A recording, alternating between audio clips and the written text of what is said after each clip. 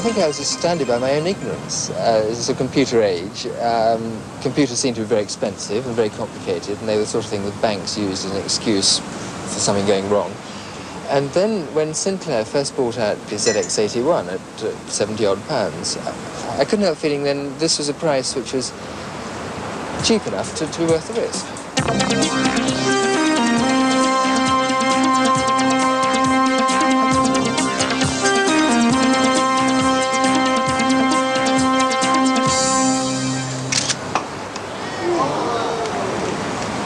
Patrick Eager is a leading cricket photographer whose pictures are in demand all over the world. 2 years ago, he began what he thought was going to be a mild flirtation with the world of microcomputers. And like any beginner, he had to start by learning the rules of the game. I do remember well getting the thing out of its box and plugging it into the telly and putting in 2 and then a plus and then a 2 and then an equals and wondering why on earth it didn't respond. Then there was an agonising page right at the beginning about eggs equals 57, as far as I remember, which, again, in retrospect, didn't seem quite fair, because once one got the hang of it, and really, it wasn't that difficult. It was just a question of learning, like learning any language, whether it's French or German or Basic. Patrick Eager's first computer, a Sinclair ZX81, helped him, and now also his children, to learn how to write programs in Basic. This is the language used by most personal micros, and probably the easiest for beginners to understand. Although he felt the machine was rather limited in some ways, it gave him a good idea of how a computer could really help him in his business. Well, I'd seen some of the potential with someone who was working in a similar field to my own, and I was just frightened of spending a lot of money on software and indeed hardware. And a friend of mine who has his own computer consultancy said, well, look, borrow an Apple for a week and see how you get on. And don't go off and buy software. You know Basic. Why on earth don't you write it yourself? And I found, in fact, it was quite possible to put programs together fairly simply. The difference between Sinclair Basic and Applesoft Basic is not too traumatic. I mean, I had a couple of rather worrying hours when nothing fitted, but after that it was fine. And I found that one could write quite complicated programs really quite quickly. Now, I send everything out on a computer-printed delivery note, and I can call up lists of the photographs which have arrived or haven't arrived, and I can send letters chasing them up, which range from polite to extremely rude, all at a touch of a button. I mean, that's marvellous. And I can tell you, this, in the old days, was such agony. Frankly, I didn't do half of it, which meant that a lot of photographs went missing, a lot of bills weren't even sent, and certainly weren't paid. The joy of it is that the longer you have it, the more you think about it, the more applications you can think of. I mean, I do all the captions on the back of my black and white prints now. You might have 10 prints, each with quite a long caption. And it's just a question of pressing a button, print 10 times. It's a simple loop in your program, and it just prints out the same thing beautifully, evenly, and without mistake, 10 times. You know, and every day one comes up with something a little bit better. It's fun.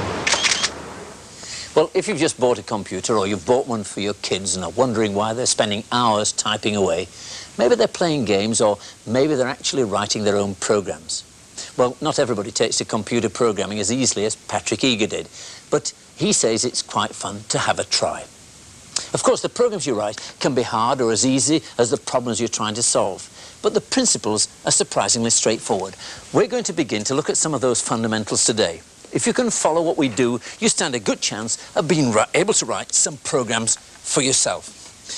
Well, the first thing you're faced with is this rather intimidating keyboard, and you feel you want to type something in, so you type something like Mac, M-A-C, and it says mistake. The computer doesn't recognize Mac as an instruction. I do know it does recognize CLS, which is a command, and that means clear screen. I press the carriage return button, and it clears the screen. Now, on this floppy disk here, we have a program written, and I load it into this disk drive. I'm going to load that program into the computer's memory by typing another command, load. And the program name is Sticks. And you'll see why it's called Sticks in a moment. Hit return, and immediately it starts to load, and it's finished. Now, all we have to do I always feel a bit uncomfortable once it's loaded into the machine to actually know that it's in there. And you can very quickly check whether it's actually in the memory of the machine by typing another command, list. Hit return, and there is the computer program. And it's a sequence of instructions that the computer is going to follow one after the other. You can recognize it as basic because it's numbered down the side here. You'll see we've numbered it in tens, which allows us to put in other instructions in case we want to modify the program or to correct some errors. So all we've got to do now is to run it. And you can see why we've called the program sticks. It looks rather like the sort of trajectory of a chopstick thrown up in a Chinese restaurant.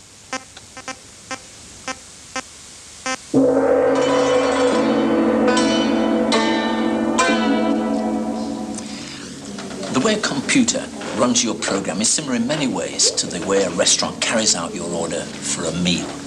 It's very important to use words or instructions that the computer can understand.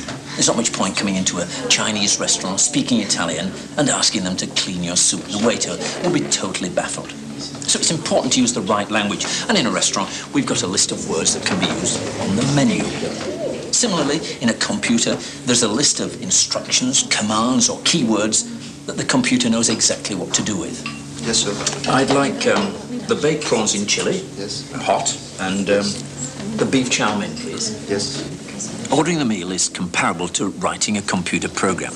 Just as the waiter takes my order in English and converts it into shorthand, so the computer takes my instructions and translates them into a code that its central processor can deal with. The kitchen is the equivalent, if you like, of the central processing unit. Here they make up the dish that I've ordered. They don't need to know English, they just need to recognize the shorthand which the waiter has given them. The chef knows that that Chinese symbol means he's got to cook prawns and chili to make baked prawns in chili. Of course, out here, I really don't need to know what's going on in the kitchen. That is, unless I plan to run a Chinese restaurant. They've got their own ways of doing things. Equally, I do know that there are rules and regulations that govern the overall management and running of this restaurant. The equivalent on a computer is the operating system. It's the operating system, for example, which, when I type MAC on the keyboard, ensures that MAC appears on the screen.